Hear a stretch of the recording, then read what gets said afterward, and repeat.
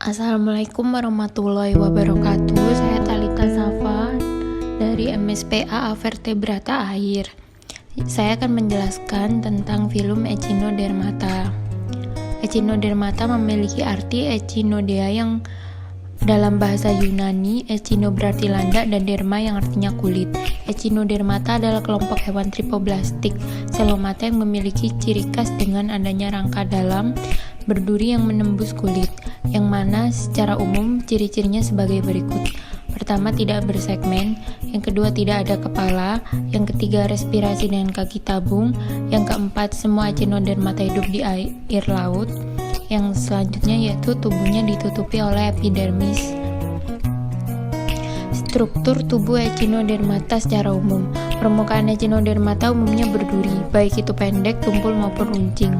Duri berpangkal pada suatu lengan kalsium karbonat disebut testa. Sistem saluran air dalam rongga tubuhnya disebut ambulakral. Ambulakral berfungsi untuk mengatur pergerakan bagian yang menjulur keluar tubuh, yaitu kaki ambulakral atau kaki tabung ambulakral. Kaki ambulakral ini memiliki alat hisap. Yang selanjutnya yaitu cara hidup dan habitat. Echinodermata merupakan hewan yang hidup bebas. Makanannya adalah kerang, plankton, dan organisme mati. Habitatnya di dasar laut, di daerah pantai, hingga laut dalam. Selanjutnya adalah sistem gerak dari Echinodermata.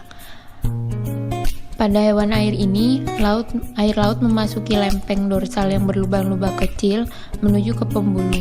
Kemudian dilanjutkan ke saluran cincin yang mempunyai cabang kelima tangan atau disebut saluran radial, lalu ke saluran lateral. Pada setiap cabang terdapat deretan kaki tabung yang berpasang dengan semacam gelembung berotot atau ampula.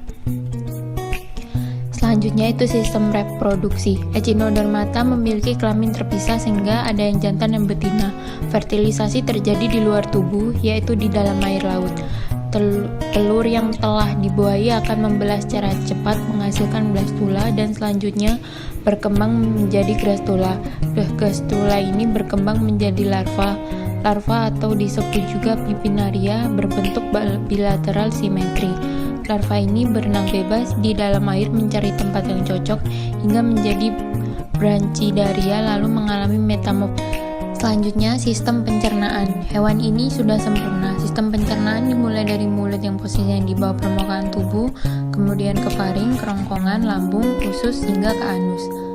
Selanjutnya, sistem pernafasan dari Echinodermata. Hewan ini bernafas menggunakan paru-paru kulit atau dermal branchie, yaitu penonjolan dinding rongga tubuh yang tipis. Tonjolan ini dilindungi oleh silia dan pedicelaria. Pada bagian ini terjadi pertukaran oksigen dan karbon dioksida. Ada pula beberapa jenis Echinodermata yang bernafas dengan menggunakan kaki tabung. Selanjutnya, sistem peredaran darah Echinodermata. Sistem peredarannya umumnya terreduksi sukardia mati. Sistem peredaran darah terdiri atas pembuluh darah yang mengelilingi mulut dan dihubungkan dengan 5 buah pembuluh darah radial ke setiap lengan. Selanjutnya yaitu sistem saraf. Sistem saraf terdiri dari cincin saraf dan tali saraf pada bagian lengan-lengannya. Echinodermata diklasifikasikan dalam 5 kelas besar, yaitu Asteroidea, Opiroidea, Echinodea, Crinoidea, dan Holoturodea. Yang pertama yaitu Asteroidea, merupakan spesies Echinodermata yang paling banyak jumlahnya, yaitu sekitar 1.600 spesies. Asteroidea juga disebut dengan bintang laut. Asteroidea memiliki duri tumpul dan pendek, dengan ciri khas sebagai berikut. Bentuk tubuhnya seperti bintang dan pentagonal, pangkal lengan membesar yang makin kecil dan ujungnya meruncing, respirasi dengan dermal branchia dan kaki tabung.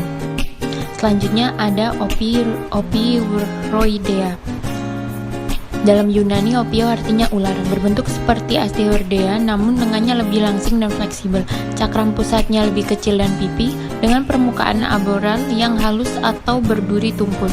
Opiroidea tidak memiliki pedicelaria. Ciri umumnya sebagai berikut. Larva pletus yang berenang bebas, berpindah tempat dengan gerakan yang mengular, mulut dan anusnya menyatu atau bisa disebut dengan oral pampila.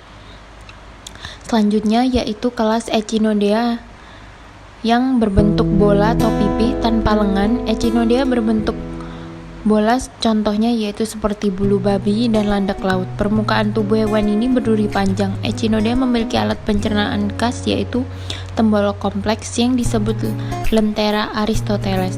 Ciri-ciri umum dari kelas ini adalah sebagai berikut. Duri panjang, oral pampila, dan organ respirasi insang. Selanjutnya ada kelas Holituroidea. Kelas ini tidak berlengan dan arus terdapat pada kutub yang berlawanan dari tubuhnya. Daerah amburakra dan interambulakra tersusun dari berselang-seling di sepanjang tubuhnya. Alur ambulakra tertutup, madepori terdapat dalam rongga tubuhnya.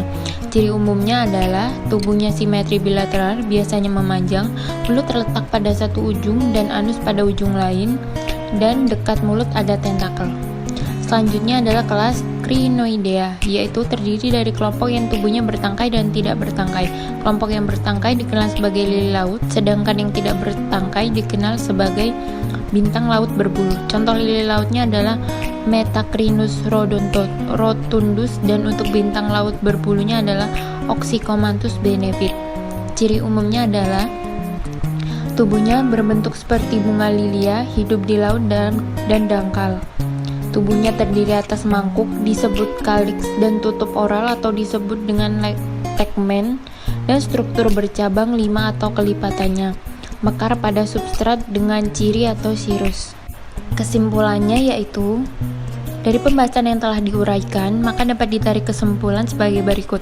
Echinodermata diklasifikasikan dalam 5 kelas besar, yaitu Asteroidea, Opiuroidea, Echinoidea, Crinoidea, dan Holoturoidea.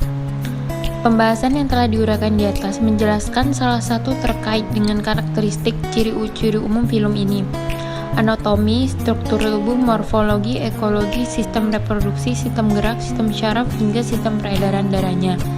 Filum Echinodermata memiliki banyak peranan penting bagi kehidupan manusia dan keberlangsungan hidup ekosistem laut, serta dapat pula merugikan. Sekian penjelasan yang bisa saya sampaikan, kurang lebihnya mohon maaf. Terima kasih.